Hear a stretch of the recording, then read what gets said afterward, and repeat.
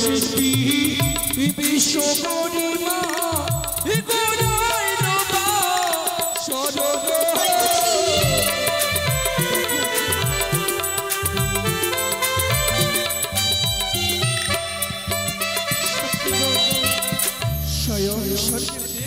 বিশ্বকর্মা এই হেন সুন্দরী বাসন ঘরে করেছে নির্মল।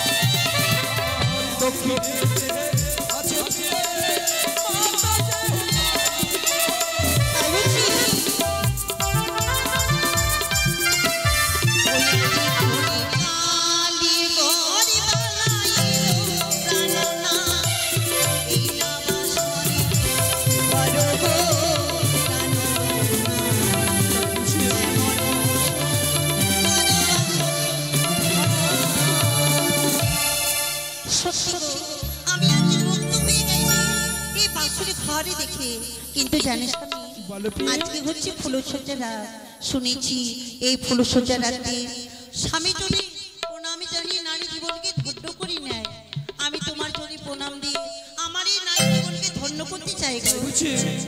যদি আমার চরণে প্রণাম জানিয়ে তোমার নারী জীবনে ধন্য হয়, অবশ্যই আমি তোমাকে নিজের চরণে প্রণাম করতে দেব। তুমি আমার প্রণাম গ্রহণ করো।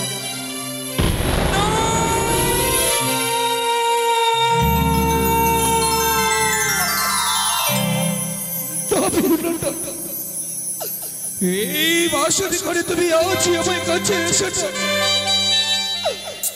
এই বাসর ঘরে তুমি আমার কাছে এসে যাবে। তুমি কি বলছো?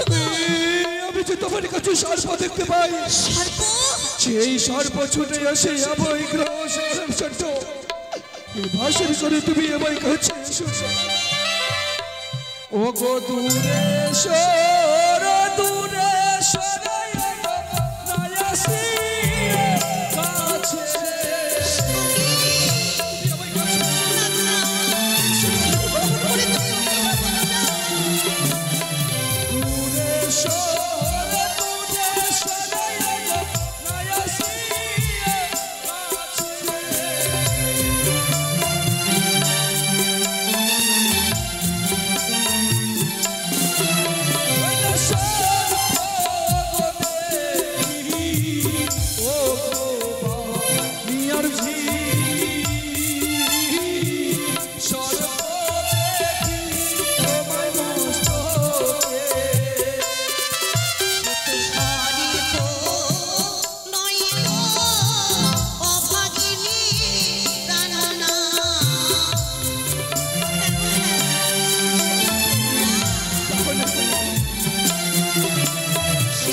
সরিব নয় গো অভাগিনী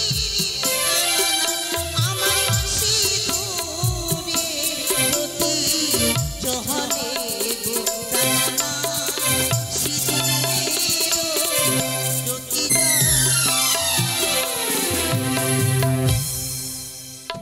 সত্যি গো অমর করে তুমি ভয় পাচ্ছ কেন বলো? তাহলে যে দেখো একটিবার যে শ্রীমতী সিঁদুর তুমি দিয়েছিল এই বিয়ের রাত্রে তারই ছিটা পড়েছে স্পটিং পাথরে। অমর করে ভয় পেও না তুমি। এবার তবে তোমায় আমি প্রণাম করি।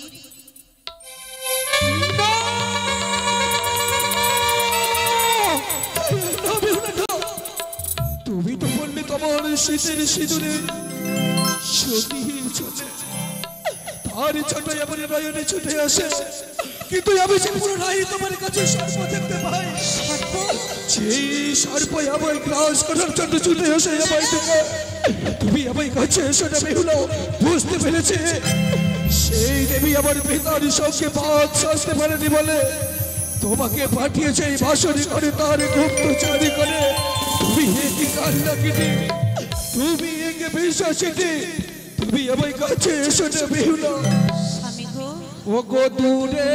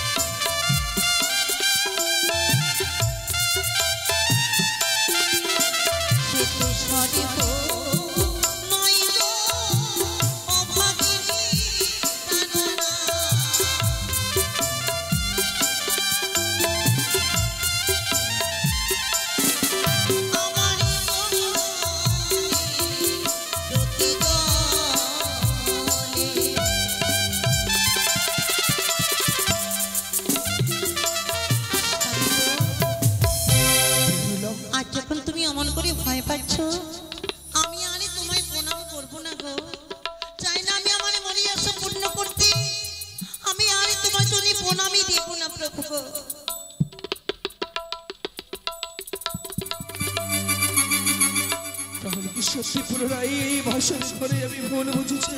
হ্যাঁ এই সব তোমার মনেরই ভুল স্বামী, এই তোমার মনেরই ভুল। তবে শোনো আমার কাছে একটি যুক্তি রয়েছে, তুমি চোখ বন্ধ করে নাও, সেই সময় আমি তোমায় প্রণাম করে নেব। তাই বেশ, তাই তুমি চোখ বন্ধ করো, আমি তোমায় প্রণাম জানাই।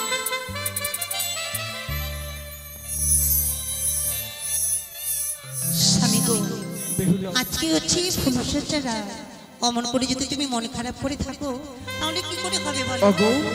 ও জানি না করে তোমায় পিতাকে কথা দিয়েছিলাম সারাটি জীবনে তোমাকে এই দুই নয়নে চলে আসতে দেবো না, তাই আজ আমার কারণে তোমার দুই নয়নে জল এসেছে পেয়ে তুমি আমায় মার্জনা করো। অমন করে বলো না গো, আজকে আমি তোমাকে পেয়েছি তাই তো আমার এই জীবনে যেন আজ ধন্য হয়ে গেছে গো।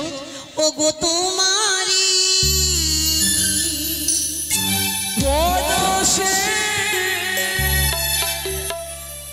জীবনী আমার ধন্য হলো তুমি যে আমার চির আশার আলো, তুমি যে আমার চির আশার আলো,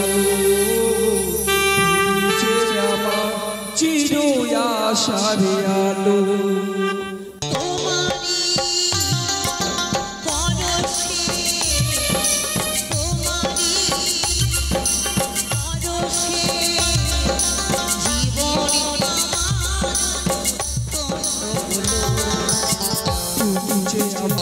চির আশার আলো, যে আমার চির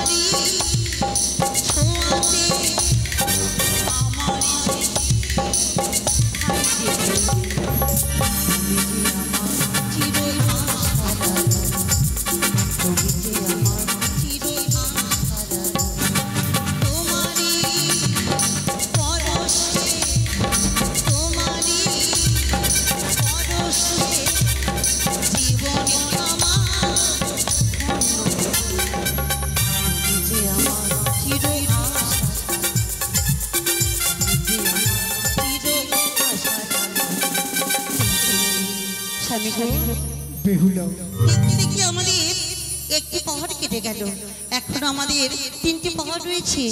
ওগো তোমার কাছে কি কোনো যুক্তি নয় না গো, যে সারাদিন এসে এই বাসরে ঘরে আমরা জেগে জাপটি করি? না স্বামী, আমার কাছে তো তেমন কিছু যুক্তি নেই, তোমার কাছে যদি থাকে তুমি আমাকে বলো। তোমার কাছে নয় বুঝি, না। কিন্তু আমার কাছে রয়েছে। কি গো? এই বাসর ঘরে আজ আমরা পাশা খেলা খেলবো। পাশা খেলা? পাশা খেলা বলতে আমি কিছুই বুঝি না। বুঝো না? না গো। যদি আমি তোমায় শিখিয়ে দিই অবশ্যই তুমি খেলতে পারবে। তুমি যদি আমাকে শিখিয়ে দাও আমি তোমার সঙ্গে পাশা খেলা খেলবো। তাহলে এসে প্রিয়ে এই বাসর ঘরে আজ আমি তোমায় পাশা খেলা শিখাবো। এই যে দেখো এক এক করে 2টি পাশা রয়েছে। এই বাসর ঘরে এক এক করে 2খানা গন্ডি তুলে দিলাম। এই গন্ডির এপার থেকে ওপারে পাশা চালাবো। হ্যাঁ। যদি আমি প্রথমে চালাই তাহলে আমার পাশাকে সময় পাশে স্পর্শ করতে হবে। যদি স্পর্শ করতে পারো তাহলে হবে তোমার জয়, আর না হলে হবে আমার বেশ, জয়। তাই তুমি তো পাশা গুটি ছাড়ো।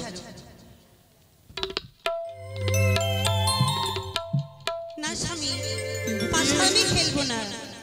কোন শুনেছি আমি কিছু খেলা খেলতে গেলে কিছু জিনিস দানি দিতে হয়, আমার কাছে তো দেবার মতো কিছু নেই, তাই আমি তোমার সঙ্গে পাশা খেলা খেলবো না। কেন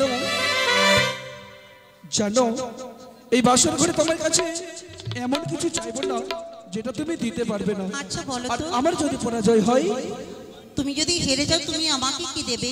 তুমি যা চাইবে আমি তোমায় তাই দেবো। না না, বলতে হবে তুমি আমাকে কি দেবে। বেশ, যখন তুমি জানতেই চাও আমার কাছে তো এখন দেবার মতো কিছু নেই অলংকার। যদি তুমি জিতে যাও তাহলে আমি তোমায় অষ্ট অলংকার দেবো। বেশ, আমি কথা দিলাম আমি যদি হেরে যাই তুমি আমার কাছে যা চাইবে আমি তাই তোমাকে দেবো। বেশ, তাই নাও। হবে।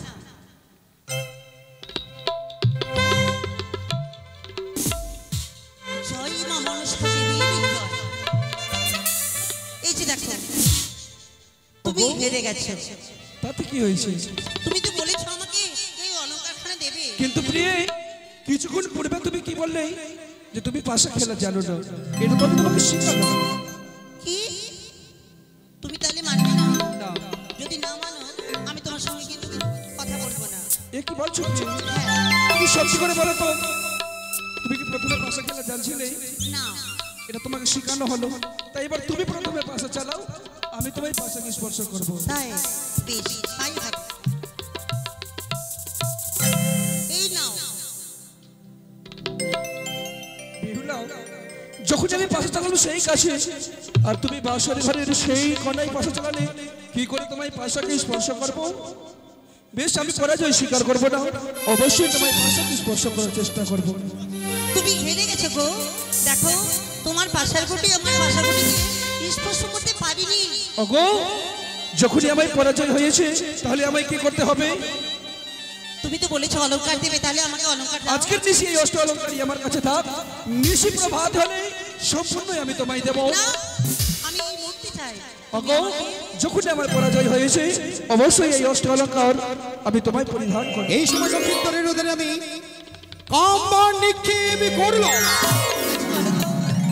তারপরে আমায় কে রূপ মানিয়েছে? অপূর্ব সুন্দর লাগে প্রিয়ে।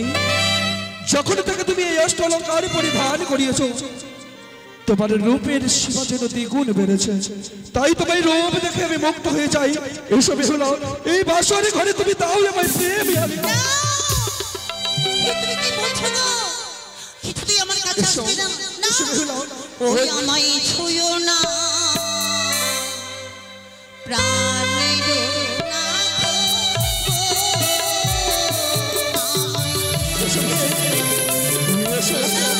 গো। তোমার হস্ত পদ ধারি আমি সহিতে না পারি। আমি কন্যায় ভাগিনী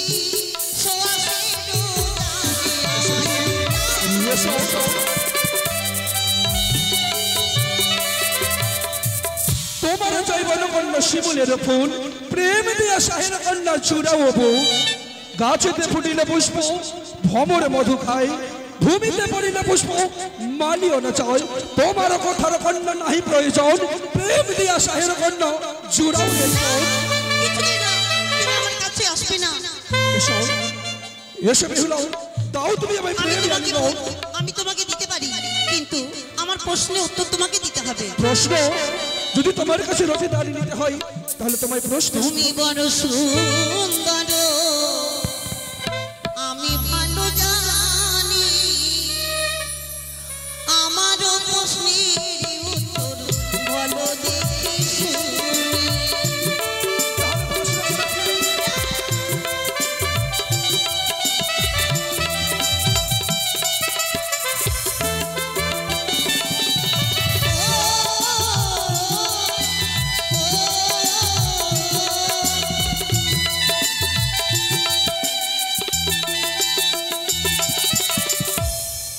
কি প্রশ্ন জানো? বলো তোমায় প্রশ্ন কি রয়েছে সিঁদুরের জন্ম কোথায় হয়েছিল? প্রথমত সিঁদুরে স্বামী কে পড়েছিল? সিঁদুরের জন্ম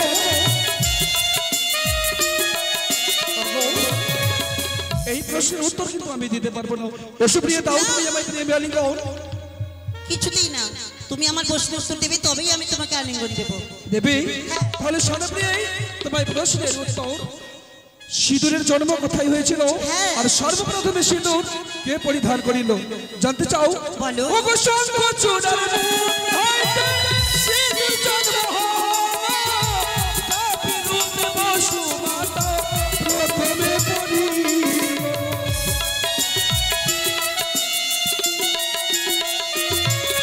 শঙ্খ চূড়ার মুখ হইতে সিঁদুর জন্ম হলো, গাভী রূপে বসুমাতা প্রথমে পড়িল। তোমারই প্রশ্নের উত্তর কি নাম বলিয়া কি আলিঙ্গন দাও তুমি এই কাছে আমার সাথে